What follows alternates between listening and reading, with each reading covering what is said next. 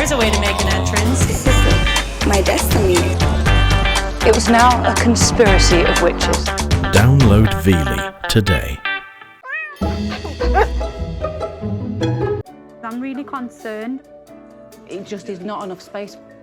They can't stay in there. That's not a suitable environment. Across the country are people who've dedicated their lives rushing to rescue any animal in trouble. Oh, okay. I think it's a royal python. And helping stamp out cruelty and neglect. Bless his heart. But what does it take to actually become an RSPCA inspector? Well, in this series, we're following the latest batch of recruits as they find out. You've done so well to get here. Now let's see how good this group really is. So far, the trainees have been pushed to breaking with a series of physical challenges. Excellent. They've survived a wave of exams testing them on animal welfare law. Right, let's go. And have had their first experience of leading investigations. It is an offence to take a wild bird. Now it's reached crunch time for the students. I can't feel any breaks in that wing. This is their last chance to prove to tutors they can cope running real-life cases. When I finish a day with you, I feel mentally drained. And they must pass 2 make-or-break tests. One on land and one out at sea. I thought I was training for the RSPCA, not the military. If they can't make the grade, They are being observed, every step being watched. they'll be sent home. It's really important that you get it right. Who will do enough to make it through to graduation I can just feel my heart like, and land their dream job? Come on. Out of my comfort zone. So confusing. I know. Absolutely petrifies.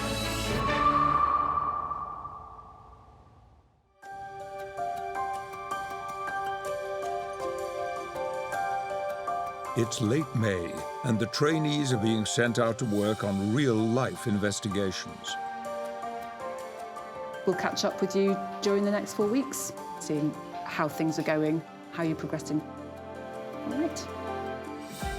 The students are being shadowed by qualified inspectors who will assess their performance This is what the job is all about. and decide if they're ready to move on to the last stage of their training, when they'll work alone on probation. Oh, I can see the cat. Oh, 2 cats. There's a few issues there. The students need to show that they're putting that learning into practice. This is the last opportunity for the students to be out with somebody close by. Good girl. Come here, puppy. I think some of them will be apprehensive. The students still could fail the course, so there's a lot of work to do.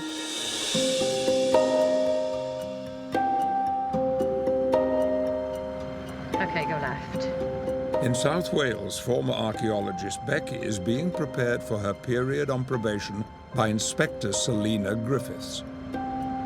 I was under no illusion that this course was going to be hard, but this has been, first to admit it, this has been the hardest thing I've ever done in my life. Find out what they're feeding, have a look at the packet, explain what they need to do. You could need to be potentially recommending other food. Yep. There's only one shot at it. It's got to be cutthroat because you've got to know what you're doing. So it's damned hard work. The pair are on their way to help a cat that's either lost or been abandoned. Go right. Last year, the charity dealt with more than 4,500 dumped cats, so it's a job every inspector should be prepared for. Found a cat in a box. What are we going to do about it? We're going to scan it. Yes. Yes, we are. We are going to scan it for a microchip. Yeah. And we are going to see if we can find an owner for it. Okay. If the cat's lost, Becky must trace the owner. Or, if it's been dumped, track down those responsible and hold them to account. If all fails, we are going to take the cat. Okay, what are we going to do first before we take the cat? Ooh. What do we have to leave? Property receipt. No. Poster. Poster. Poster. Becky must show Selina she can handle the rest of the case on her own. Doing a good job now will help Becky prove she's ready for probation. You're capable of doing this on your own. Make sure you get plenty of info from him. Yeah. And I will see what info you have when you come back. Okay. Let's Don't make up any crap. No. Get all the details. Yeah. Don't forget his name. This is Becky's first solo door knock. It should be quite simple. The guy's found a cat in a box and he wants to give me the cat. If after 6 months training I can't manage that, then I should give up. The abandoned cat is being cared for by Joseph, the Good Samaritan who found her. Hello. Come to collect your cat. Is that all right? Thank you. First on Becky's to-do list is catch the cat. Oh, it's not Happy Bunny, is it?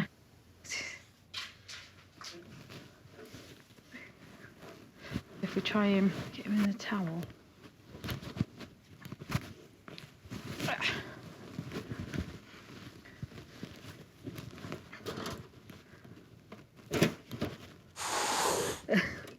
With the pet safely contained, Becky scans for a microchip.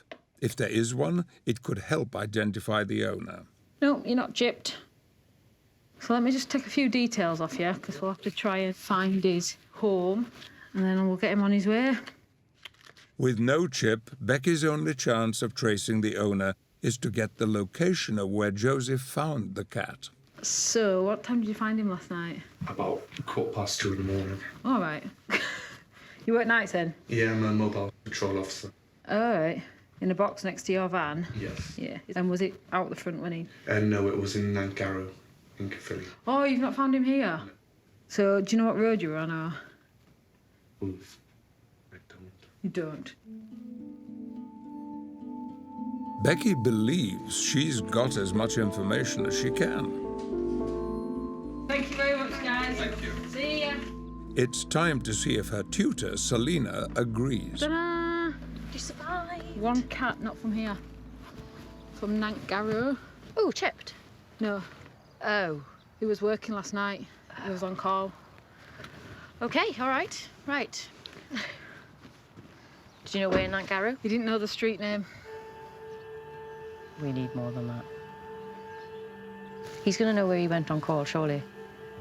Or at least what location you went to. So you were on call last night and you got called to Nangarrow. Where was the call out to? Industrial estate. Oh, I should have pushed the guy for a street name. Probably didn't ask enough questions because I was nervous. I was more bothered about getting the cat in the basket. A little bit gutted that I missed something obvious, because if he's on call, then he's obviously got it written down. Hey-ho. All right, thank you. Bye. Thanks to Selena's persistence, they're able to find the area where the cat was dumped. So this is where he was found. So they can put up animal found posters before taking her for a health check and completing the case. I think Becky still needs to concentrate a little bit more doing the calls, just getting lots of information from people.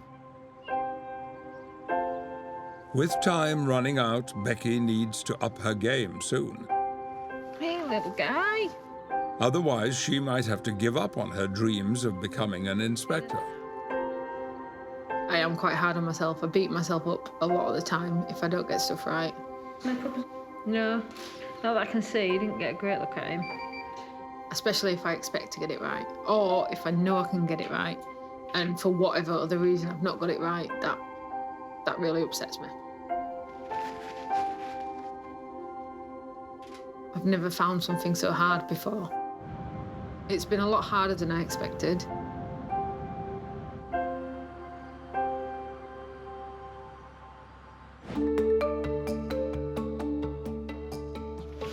Right, so we know where we're going.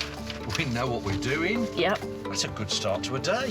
Yeah. 180 miles away in Northamptonshire, Georgie, the youngest of this year's trainees, is out with Chief Inspector Jim Lucas. Are we ready? I'm ready. You're not? You haven't got your seatbelt on? I've got my seatbelt on. With nearly 30 years of service under his belt, he's been working the beat since before Georgie was even born. I've got my reading It's really glasses. bright today. It is. I can see all the traffic that's going on in front of us. I just can't see what I'm doing. It's old age. You can laugh now, you youngsters, with your eyesight and your hearing.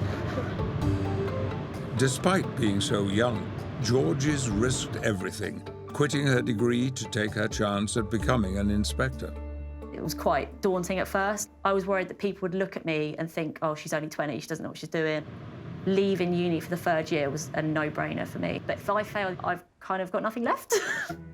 And I'm just out, basically. The two are on their way to check up on a cat that's reported to have problems with its teeth. It sounds simple, but there's also a disagreement between the couple George is meeting and their neighbours about who actually owns the cat. Hello, I'm Inspector Bowles from the RSPCA. This is Inspector Jim Lucas. We've had a call about... We know all about it. Know all about it. Know all about it. What do you think it's about? Well, they're claiming that Lucy, well, we christened her Lucy, is her cat. Right. Is she not chipped? She's not chipped. How old is she? I've no idea. I've no idea, to be Because honest. she was a stray. Despite only being here to assess the cat's welfare, Georgie quickly becomes embroiled in the dispute over who owns the pet. Now, she came round a few weeks back and she said that she went missing about 8 or 9 weeks ago, before the snows But we've came. had her 2.5 years. We've had her 2.5 years. Right. Going out into the field, I've realised that neighbour disputes are very, very common. Well, to begin with, we didn't let her in straight away. We put just a cat basket under there, and she used to go in there for shelter. It's like sometimes people use the RSPCA as like a middleman. But we've heard stories, and I'm not saying it's gospel. When actually we've got so much work to do anyway, like, it's not really something we have time to deal with, but we do it on a daily basis. As far as we're concerned, really, we're only here for the welfare of the cat. As Jim, her assessor, watches on, Georgie looks like losing control of the situation. I'm making no bones, I'm not letting Lucy go.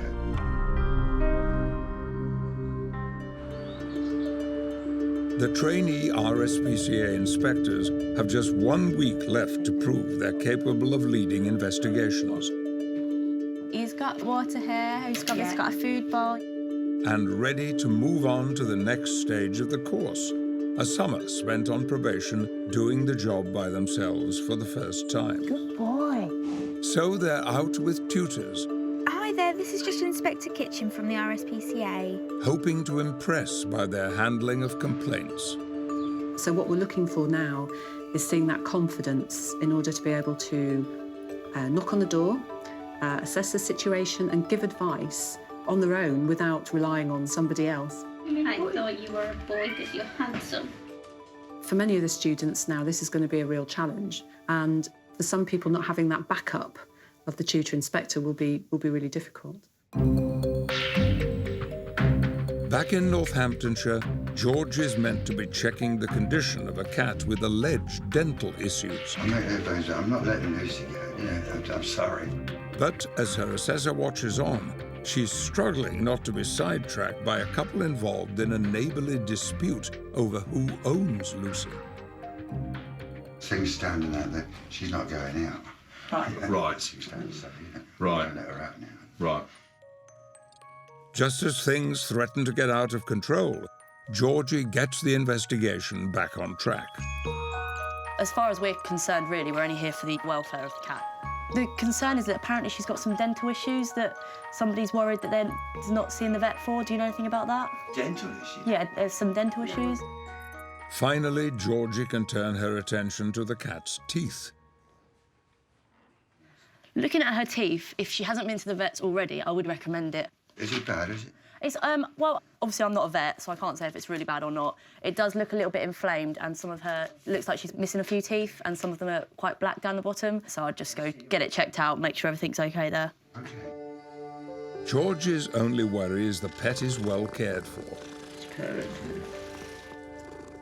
So she makes it the couple's responsibility to take Lucy to the vets, whether she's actually theirs or not. If I could just leave you with this is just saying that you've said you'll take her to the vets about her dental work. Yeah. Despite her initial difficulties, Thank you. Bye. Georgie seemed to cope well with the situation. But what does her tutor think? How did you feel about this job? I think it's easy to be thrown off, isn't it, by thinking, like, oh, no. And get sidetracked into the whole argument that they're going to have. Conversations such as that are extremely common with cats. I don't really care who owns the cat. Does it make a difference to us? as long as whoever has it in their possession when I turn up, if it's is looking after it. Exactly. So, it's so far so good for Georgie. But over in South Wales, Thank you. Becky knows she must knuckle down and impress her tutor. I've kind of written a brief summary of each job and prioritised them by order of importance of job. On their last shift together, Selina had to step in and help her student. She knows the best way for Becky to improve is for her to take the lead on all their remaining cases. I will be looking at Becky, again, taking the lead on all the jobs. Really sort of focusing on what she wants people to do with their animals. We just need to get Becky's mind going. I'm going to sound like a dragon tutor now. Why?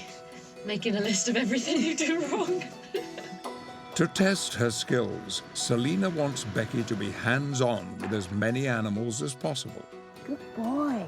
What are you thinking? Thin. Hey, little one. She's too big. She also wants to see how Becky handles dealing with all their owners. Is she the only dog he's ever lived with? Yeah. Because people can't see round the back. They think he's got no shelter. The thing is with infections, if you don't get all of them, they come back. With 12 years of experience to draw on, Selina knows it's a case of practice makes perfect. It's a really common thing when we have students that they want to be exactly as good as us right now. I think the inspectors out there are really good at building our confidences up. Let's leave an IS-77. Yep. And I'd probably write an IS-19 as well. But you haven't always got somebody to just give you a little prod and say, yeah, that's the right decision to make. A colleague of ours came a few weeks ago because he wasn't so well. You went to the vet? He's been to the vets, has he? It's going to be a huge learning curve on not only dealing with stuff, but dealing with it on your own. As she works through the jobs, Becky's confidence starts to grow. He's smelling a little bit. If he's not 100%, it's always best to just pop him back and let them have a look at him. I think with experience, she'll be able to get a better grasp on the jobs that we deal with. Not skin and bone, is he? No? Yeah. Dog's name? Holly. Ooh, you wrote that down. What's our plan then? Complete and close. Thank you very much for letting us have a look. Yeah? Happy? Yeah? Thank you very much. Selina's clearly pleased with how Becky is progressing. But time with her tutor is fast running out, so it's crucial Becky continues to improve, or she may not make it onto probation. When I finish a day with you, I feel mentally drained. Good, Which is good, and it's good, that's how it should be. As a student, you just need to get it in, and just literally overload. I'm shattered.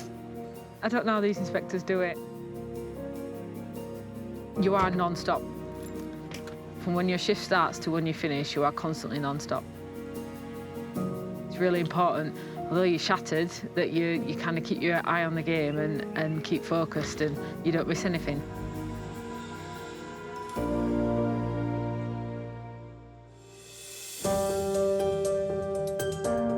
As well as proving themselves out working cases, the students also have to pass a series of tests.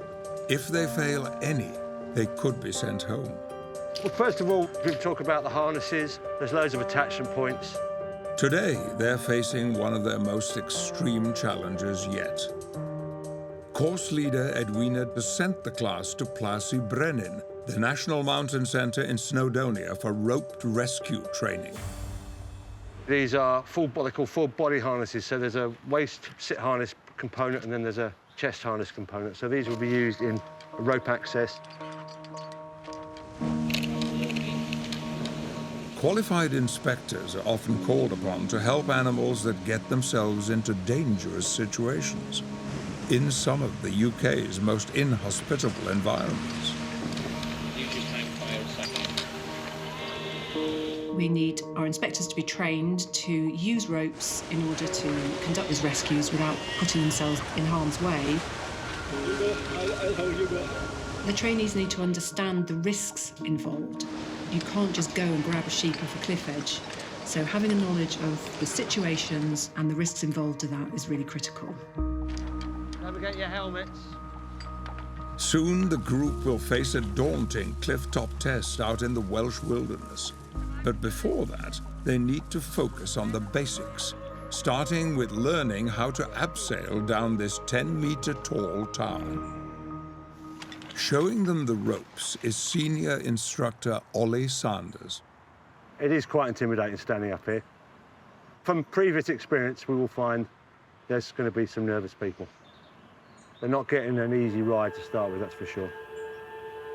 Abseiling off a vertical drop like this is a tall order. The more you commit yourself to the device, the easier it is to operate, yeah? Especially if you're afraid of heights. Try and think about looking at us rather than looking down at the drop. My Jesus. This isn't the first time former probation officer Natalie's had to face down her fears. We don't have to go up the whole way up that way. Oh my God. It's just quite steep, isn't it?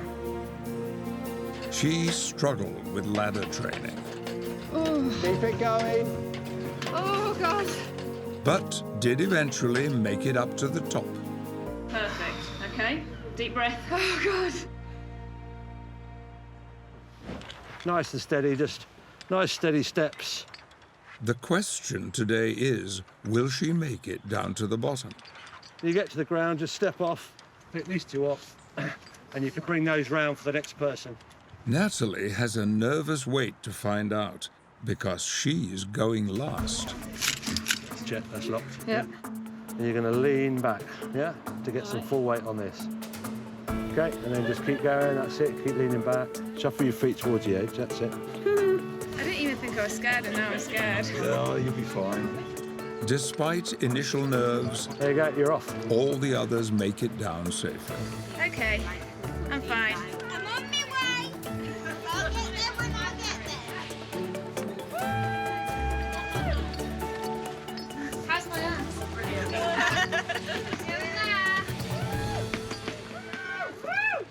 That was all right.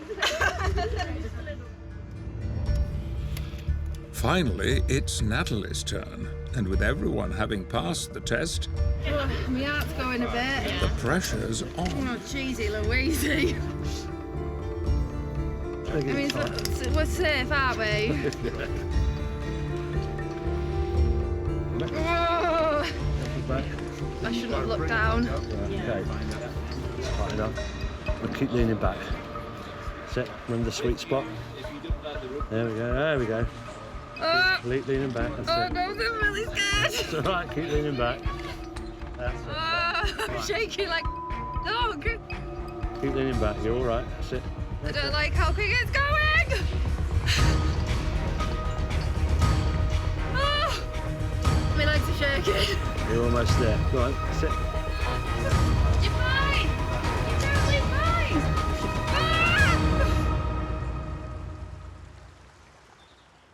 In the Welsh mountains, the trainee RSPCA inspectors are getting put through their paces, learning all the skills necessary for rope rescues. There you go. You're off. So far, everyone has passed their first test, abseiling down this training tower.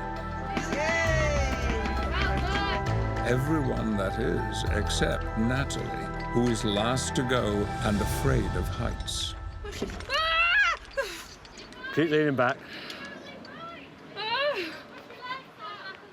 After a nervy start, she finally takes a step into the unknown. You're totally doing it. Natalie soon discovers it's easier and more thrilling than she thought. Okay, I'm on this. I've got it. You're on it. You're on fire. Now I'm enjoying it. Now it's really good. Yeah.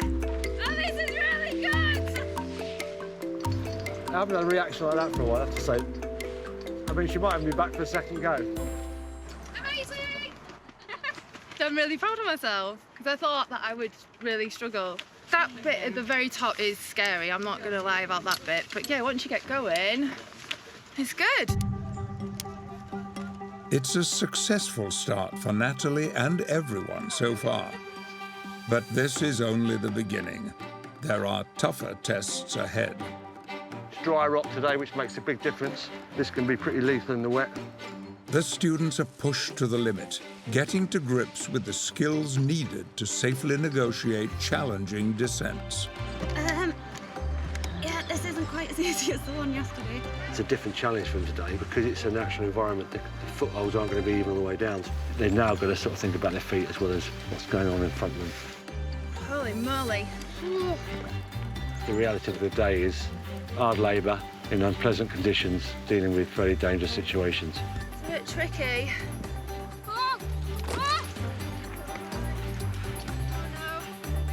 And I absolutely was papping myself going over that edge. As soon as I got going, I was just having the best time ever. You don't know until you actually get doing something how you're going to feel about it. So yeah, it was a good day. It's scary though, isn't it?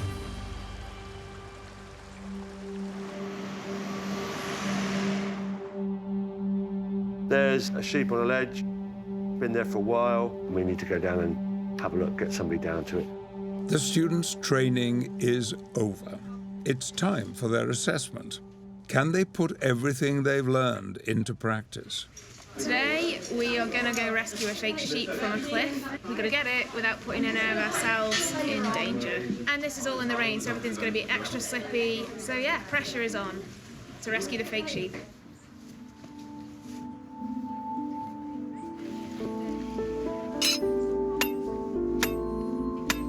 Course leader Edwina is here to judge the group's performance. Should any trainee fail to impress, they may be asked to leave. Today it's really quite cold and chilly and damp, and it's an assessment day as well, so they're going to be feeling like they are being observed, every step being watched. I mean, I could drop the stakes again. The class are being tested on their ability to rig a rope system that will allow them to abseil down a nearby rock face. It seems quite scary actually because it's literally just a piece of fabric around a tree and we're going to swing off that and hang off the side of a cliff. But we're going to have a lot of these anchor points around and hopefully it's all quite safe. With the rig complete, it's time for someone to go and rescue the imaginary sheep. So we need one volunteer to go down. Deb. Yes. If there's an opportunity to jump over a cliff, I'm going to take it. So it's up to Debs to put the rope system to the test. Direct, yeah, just shout, direct it. She'd better hope the rest of the class have remembered their training. Otherwise, Debs could be in for a nasty surprise. Whoa! Whoa! Whoa! You're all right, you're all right. I'm fine, I'm fine. It's not moving now. You're quite a steep bit of there. The wet conditions make it hard to find good footholds. It's really slippy. But after negotiating a tricky section of the rock face, the ropes are holding fast. And Debs makes it to the bottom. I've got it. What up? Smashed it. It was a little bit hair-raising at the start, but once I got into it and the ropes were nice and tight and I felt really secure, I was confident that my teammates had made it all safe for me. The group have completed the mission, but have they all passed the assessment? You put the edge protectors in where it was necessary. This system was good. The tension was about right on the tapes as well. That's it. Did we do great? You've all passed. Well done. Let's break it down. I'm really impressed with actually how they've engaged with it and just got stuck in and been part of the team. It's an important assessment and they've all passed. They've all gone through that flying colours, so yeah, fun. They've done really well.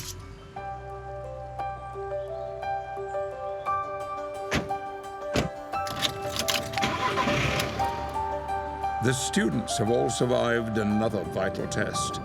But there's still a key part of their training they haven't completed yet. The main concern with this cat is that it's quite matted. Proving to tutors they've got what it takes to do the job by themselves. Such a nightmare day, isn't it? Was it? Former lab assistant Jess, along with tutor Inspector Emma Dingley, is on her way to one of the more unusual cases that can crop up. It's not ideal to have a horse in a back garden. Yeah. Just because of all the noises and everything. They need to be in a field really where they're not going to get stressed, but if it's got food and water and there's grass and it's got shelter, then That's okay. if it's all right, then yeah, it's all right. Okay. But by the sounds of this call, it's on concrete, it's got no food or water. So it's not great really, is it? Yeah. Last year, the charity received 80 calls a day about horses. But not many were for ponies in the back garden Let's go. of a semi Hello? in Rochdale. I just had a call about your horse. Can I come in and have a look at it? Look at you. It's like, hi, you're a bee. He's definitely not thin, is he? He looks in really good nick. Isn't he? Where have you got him from? I've had him 2 years. My husband bought him for my wedding present. Oh, that's a lovely wedding that's present. I know. Hi. Keeping a horse in a back garden is far from ideal, but there's a good reason why Oreo's not out in the fields. He's here because he ends up with really bad mud rash. I was going to say, is this, yeah. Really bad. Right, okay. Mud rash is a painful fungal-like infection that thrives in wet conditions and causes acute pain, usually at the bottom of the legs. It burns him like acid. Oh, bless Really him. bad, yeah. So it's best the pony doesn't live in a muddy field. But does Jess think the garden is a suitable alternative? He's got bedding, he's got water, he's got shelter. He's active, he's alert, he's intrigued. So it's, you know, it's just best for him to be in here anyway. But yeah, he's completely fine. He's happy as Larry. Are you going to take him out? Yeah, he goes out every day. Yeah. So as long as he's getting out and he's just not on this concrete all the time, then that's fine. Oreo's in rude health, and as he's having these daily trips out to grass, Jess and Emma decide there's no case to answer. No, you can't eat that. It's been an unusual job for a trainee to deal with. Gorgeous, isn't he? Yeah, he's a really nice horse. There's nothing wrong with him. He's just naughty. He's just a cheeky little animal. Not something you see every day either. He will terrorise you while you're here. Right. Excuse me. Right, I'm going, leaving you in peace. Jess is learning that a good inspector must be prepared for the unexpected. Brilliant inspector, but can't open a gate. But getting used to the unpredictable nature of the job is something Georgie needs to work on. Now, I know you're somebody who likes to be prepared for things and know what's going on, but I think it's helpful, certainly in training, for me to see how you respond to a situation where the unexpected happens. Yeah. The pair have just received a call about a sick bird, but that's all they know. It's the perfect case for tutor Jim to see if trainee Georgie can think on her feet. Hello. The magpie. Yes, is that what it is? Please come through. He's hurt himself and he can't move. He's being attacked by crows. Yeah. Yeah. And the other. Oh, he's still alive. And the other magpie So where do you think the injury is? On its wing? Yeah, 'cause Or- he wouldn't, at first he wouldn't fold his wing in. No, he can't fly. He just And he definitely can't fly. He can hobble along. And that's about it.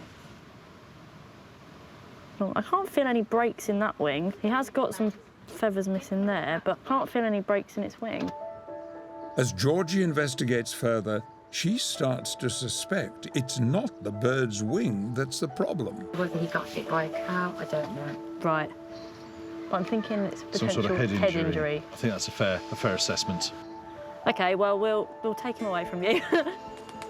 He's quite feisty. He is feisty, but he keeps like falling over to one side or tilts forward, doesn't he? Yeah.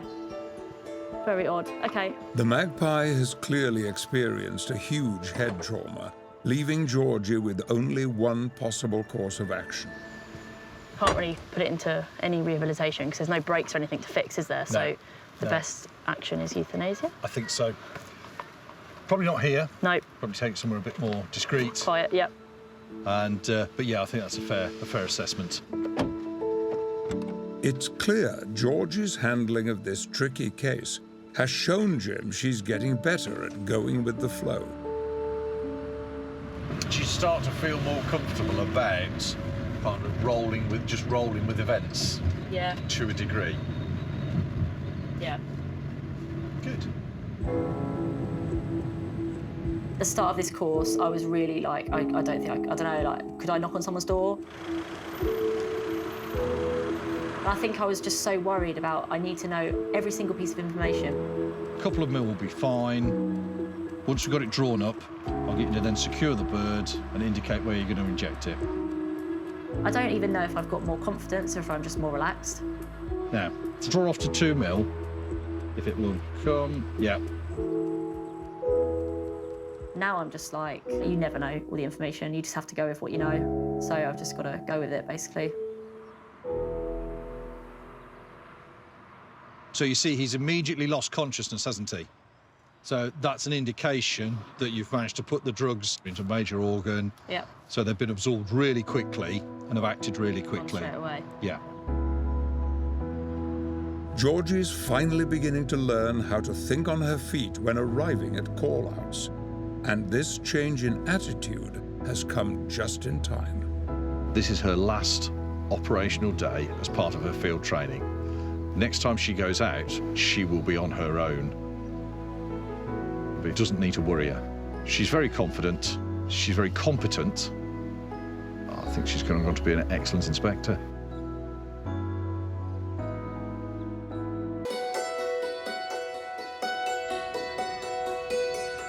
The students are due to be sent out soon on probation. But before that, there's still one assessment everyone must pass, their Level 2 Powerboat handling qualification. Around 100 rescues every year require the boat teams to swing into action, often because of remote, inaccessible locations. Can you get down that way? It's difficult. But extreme weather can also mean animals. You got him? Yep, got him. And their owners need saving from their own homes. That's it. There you go. Nice and gently in. Okay, ladies, welcome to Castle Activity Centre. So we're here for our Powerboat Level 2 course this week. Tasked with bringing the students up to speed with powerboats is Rob Pavley, who's been lead instructor here for the last 5 years. We're going to be practicing loads of different skills. We're going to cover all sorts of boats, so the type that you're most likely to use in your day-to-day job are going to be the smaller ones with a little outboard on the back. We've also got some slightly larger ribs we're going to be using with a steering wheel and a throttle. We're going to be practicing some skills, look at anchoring, mooring. So we'll get kit on and we'll go powerboating. The week-long course sees them pushed to the limit. Out on the water as they learn to pilot the different boats used in rescues. Honestly, I thought I was training for the RSPCA, not the military. Back on shore, they must become experts in all the theory needed to navigate safely. When you're out in your boats and you're looking up Southampton water, you are looking north and west, aren't you? We continuously assess them, so a mixture of theory work, classroom stuff, practical work on land, and of course, practical driving.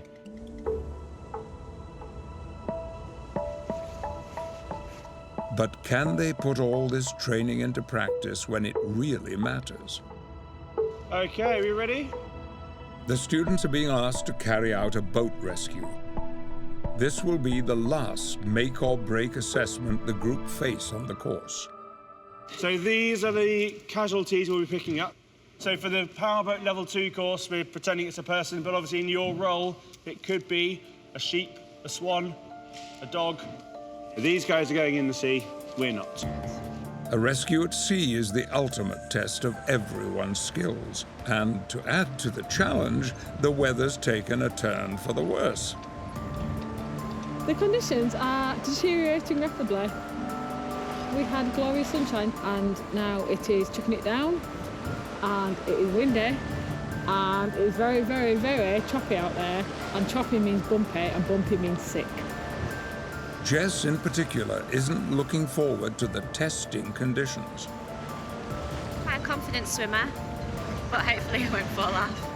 There you go. It's fair to say none of the trainees have experienced rough seas like this so far. Sorry, guys. Is there like a skill to not make the waves splash up? Not really. No.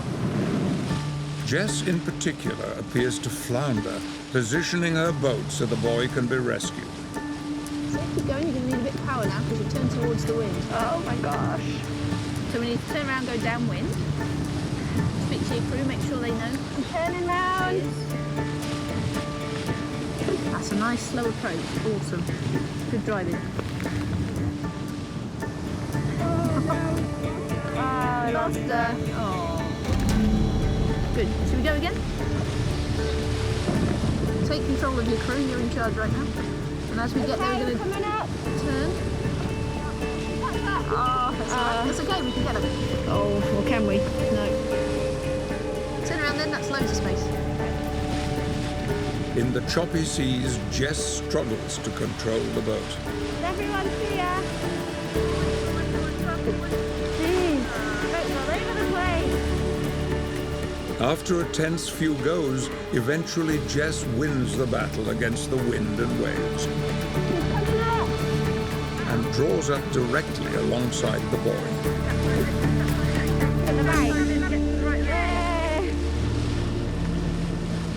Hey, that was excellent driving. Well done, you.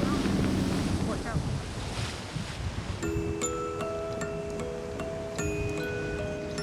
Everyone's made it through their last make or break test and are relieved to be back on dry land. So we have got a bit of a presentation. Natalie K, Nat H, and Debs, Rowena, Jeff K, and Georgina. Fantastic. You've now got proof that you can drive a powerboat, so you know everything you need to know.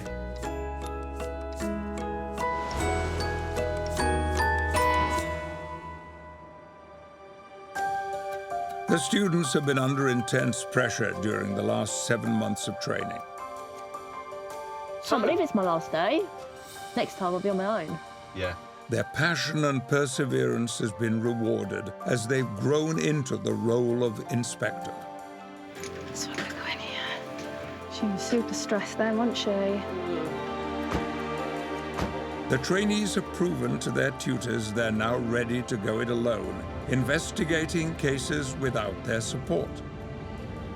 The students, I think, will be feeling excited about getting out there now and just getting on with the job. Thanks for your time.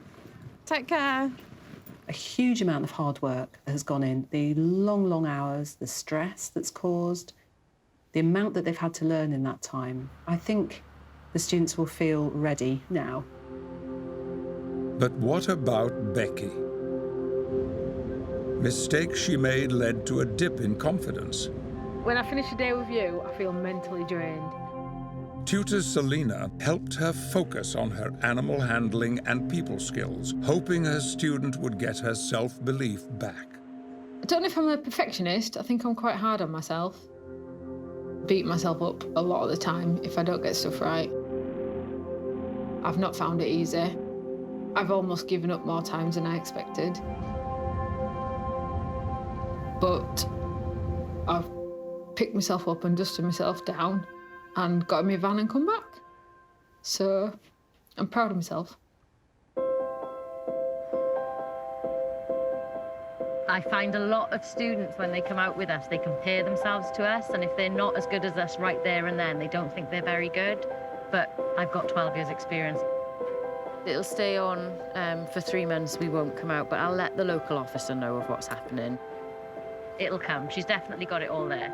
She's got it all there to be a really good inspector. I have a feel only because I want to practice holding cats. You're beautiful, aren't you? She's gorgeous. Yeah. I've not always wanted to be here, but I've got there in the end. So I'm proper proud of my achievements. It's a crucial lesson to learn, and just in time, because Becky and everyone's time out with inspectors is over. If you think back to 7 months ago and how you all felt, do you feel the same person? Back at HQ, the students are being prepared for the final and toughest part of their year-long training, running real-life investigations alone on probation. No matter how confident you feel, I think going out and being an inspector is very, very different. I'm really excited about being challenged more. I just can't wait to get out in the field and just dealing with all the different things that pop up. Take care of yourselves, because if you look after yourselves, then you can look after animals. I'm glad that we're going out in the summer. It's the busiest time of year, isn't it, for inspectors? We've still got a lot of work to do. Got to show that we're all capable of doing the job. So good luck, enjoy, and don't forget that we're always on the end of the phone.